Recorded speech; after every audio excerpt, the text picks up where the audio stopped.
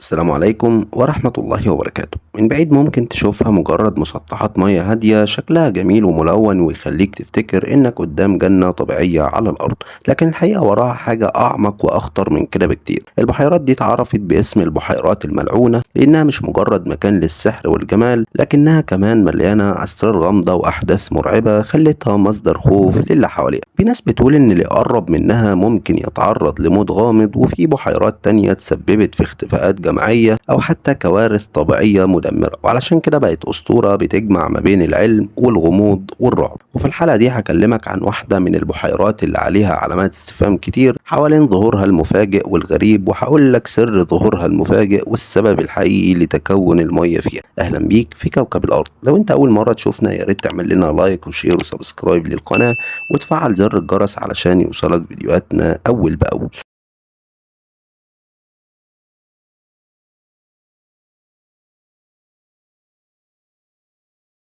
من كام يوم اتنشر خبر عن ظهور بحيرة كبيرة في ظروف غامضة في قلب الصحراء، مش معروف سبب ظهورها ايه ولا سبب تكون المية المفاجئ.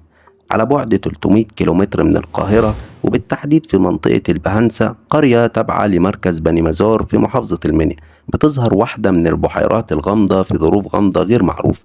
الناس نامت وصحيت لقيت بحيرة كبيرة ظهرت في قلب الصحراء، عبارة عن تجمع مائي ضخم، والموضوع يبدو غريب وغير مألوف عند كتير من الناس. وده سبب جدل كبير وتساؤلات كتير عن سبب ظهورها في الأسابيع الأخيرة، وطبيعة المية وأسباب تكونها السريع.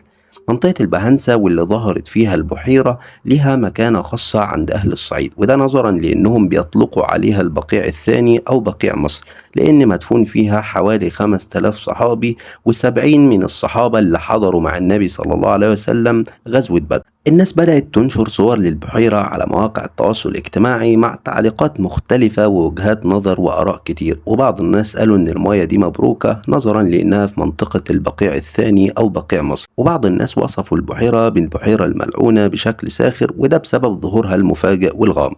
واحد من أهالي القرية قال إن الظاهرة دي مش جديدة عليهم، وإن المنطقة دي بالتحديد كانت بتتكون فيها كميات بسيطة من المية قبل كده بسبب المنحدرات والمنخفضات الجبلية اللي موجودة في المنطقة، بس المرة دي تكونت بشكل كبير وضخم وسريع.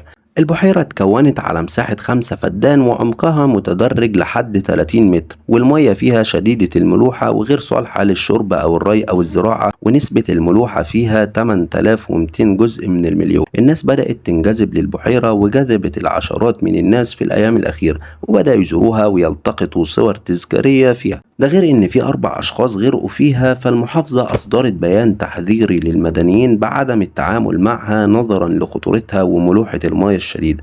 أما التفسير العلمي لظهور البحيرة، فالجهات المختصة وبعض الخبراء في علوم الأرض والجيولوجيا عملوا تحاليل وفحوصات أكدت إن المياه اتكونت نتيجة تسريبات جيولوجية طبيعية وبتحتوي على نسبة عالية من الملوحة الشديدة، وده بيخليها غير صالحة للاستخدام الآدمي والحيواني والزراعي. وأحد الخبراء الجيولوجيين في مصر وضح إن الظواهر اللي من النوع ده مش غريبة عليهم، وبتحصل كتير من وقت للتاني في مناطق صحراوية في مصر، وده بسبب إن التربة في المنطقة دي رملية وبتحتوي على طبقات طينية طفلة، ومع ارتفاع منسوب المياه الجوفية بيحصل تسريبات للمياه بشكل طبيعي في المناطق المنخفضة.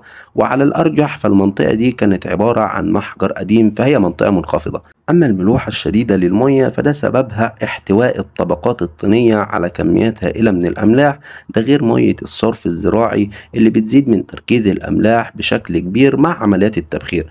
لو عندك تفسير تاني عن سبب ظهور البحيرة قول لنا في التعليقات، ولو عجبك الفيديو ياريت تعمل لنا لايك وشير وسبسكرايب للقناة.